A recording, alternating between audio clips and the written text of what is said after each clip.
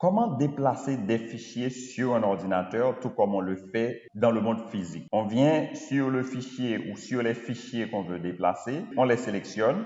Maintenant, je veux choisir l'activité 1, l'activité 2, ensuite les notes de cours 3. Comment le faire? Je fais un clic sur le document que je veux.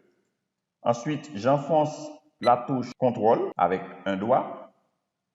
Je clique sur l'autre fichier que je veux prendre, activité 2, ensuite note de cours 3. Voilà, je sélectionne. Qu'est-ce que je dois faire maintenant? Pour continuer à copier, je dois sélectionner. Première chose à faire, je dois sélectionner. Je place le curseur sur la partie qui indique que le fichier a été sélectionné. Je fais un clic droit.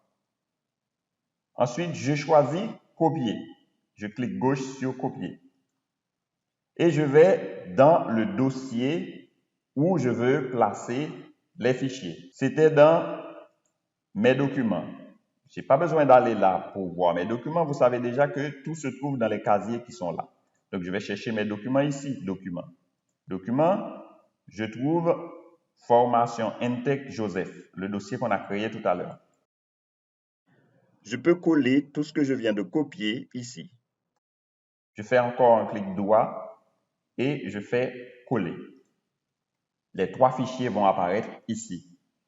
Voilà, je viens de copier ces fichiers, mais je ne veux pas les mettre ici. Je veux mettre chacun de ces fichiers dans un répertoire particulier. Le premier, je vais le mettre dans le premier répertoire, le deuxième dans le deuxième répertoire ou dossier, le troisième dans le troisième dossier. Qu'est-ce que je fais? Je clique dessus.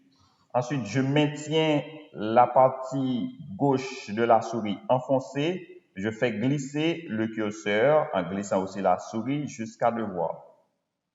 Je fais la même chose avec activité 2. Je clique pour le sélectionner. J'enfonce la souris, partie gauche de la souris. Je fais avancer la souris en maintenant la touche enfoncée vers module de situation. Je fais la même chose avec le troisième fichier. Je clique dessus pour le sélectionner. Je maintiens la partie gauche de la souris enfoncée.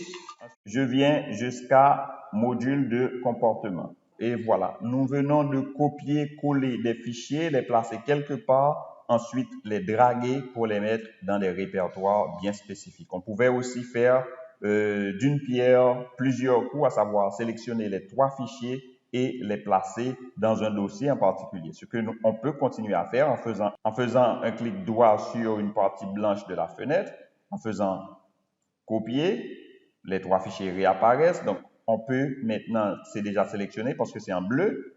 Je peux cliquer en maintenant la souris, la partie gauche de la souris enfoncée. Je drague et je mets dans stratégie pédagogique les 3 fichiers. On va ouvrir pour voir si tout est là.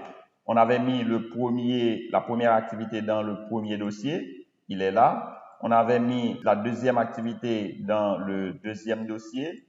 Il est là. On avait mis les notes de cours dans le troisième. Il est là.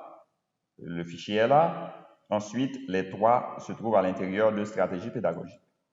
Voilà. Maintenant, si je veux supprimer un de ces fichiers, qu'est-ce que je dois faire? Je n'ai qu'à ouvrir le dossier, sélectionner le fichier, appuyer sur Delete sur le clavier pour le faire, ou du moins, je sélectionne le fichier, je clique droit sur la partie sélectionnée, ensuite, je clique sur Delete ou Effacer.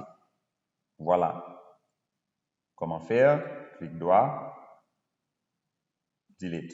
Si je me rends compte maintenant que j'ai besoin de ces fichiers, qu'est-ce que je dois faire? Je dois faire CTRL Z sur mon clavier. CTRL Z sur mon clavier permet de faire réapparaître un travail, une erreur que j'ai commise ou quelque chose que je viens tout juste de faire sur mon ordinateur.